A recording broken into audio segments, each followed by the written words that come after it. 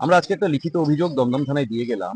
বিগত ৩-৪ দিন ধরে আমাদের দলের কর্মীরা, বিশেষত দমদম বিধানসভার কর্মীরা আমার এবং আমার যারা দলীয় নেতৃত্ব রয়েছে তাদের নজরে আনছিল যে এক ভিডিও যেখানে একজন যুবক যুবতীকে নাচতে দেখা যাচ্ছে কোনো একটি গানের সাথে।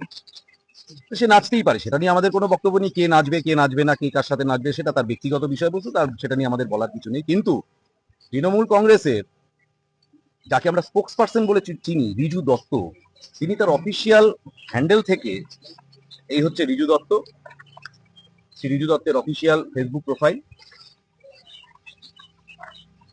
এই এই হচ্ছে প্রোফাইলের লিংক পেজ, এবং এই হচ্ছে ভিডিওগুলির স্ক্রিনশট। এই হচ্ছে ভিডিওটার বিভিন্ন সময়ের স্ক্রিনশট। দেখতে পাচ্ছেন আপনারা, দুজন যুবক যুবতীর ছবি দেখা যাচ্ছে এবং তাতে লিখছে দমদম বিধানসভার বিজেপি প্রার্থী, রঙিন বিজেপি প্রার্থী অরিজিৎ বক্সী।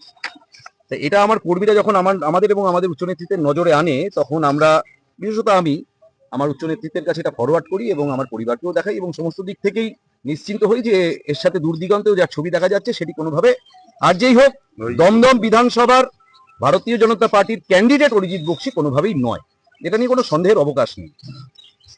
এখন তৃণমূল কংগ্রেসের একজন অফিসিয়াল প্রবক্তা, যে নাকি আবার প্রায়শই এই যুবরাজের সাথে, মানে ভাইপোর সাথে গুজ ফুসফুস করে সারাক্ষণ, তার ছবিও দিয়ে রেখেছে, দেখুন গুজুর গুজুর করছে, বোধহয় ভাইপোর বুদ্ধিতেই এটা করেছে আমার যতদূর ধারণা। তার অফিসিয়াল পেজ থেকে যখন এই ধরনের মিথ্যা, নিন্দনীয়, বিকৃত মানসিকতার পরিচায়ক এই ধরনের পোস্ট হয়, সেটা শুধু যে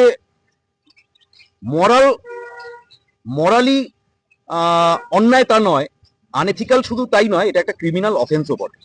কারণ নির্বাচন ঘোষণা হয়ে গেছে, আমি অরিজিৎ বক্সী একটা ন্যাশনাল পার্টির দমদম বিধানসভার ক্যান্ডিডেট। আমার নামে এই ধরনের চরিত্র হানিকর, অমর্যাদাকর, ইমমরাল, ইনডিসেন্ট এই ধরনের পোস্ট করা নাম দিয়ে, এটা মডেল কোড অফ কন্ডাক্টের বিরোধী এবং ক্রিমিনাল আইনের পিউনিটিভ অ্যাকশন ইনভাইট করে।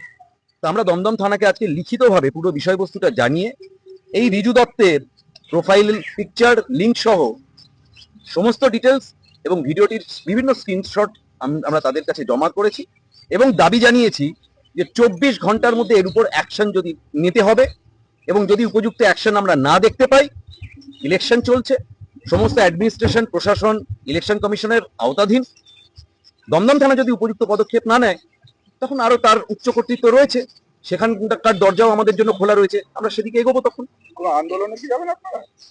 একটা মিথ্যেবাদী লোকের মিথ্যে পোস্ট নিয়ে আন্দোলন করার মতো বাজে সময় আমাদের নেই। আমরা তার থেকে ততক্ষণ ভোটারের বাড়ি বাড়ি গিয়ে হাত জোর করে ভোট ভিক্ষা চাইবো, তাতে বিজেপি এমনিতেই দমদমে জিতছে, আর একটু মার্জিন বাড়বে।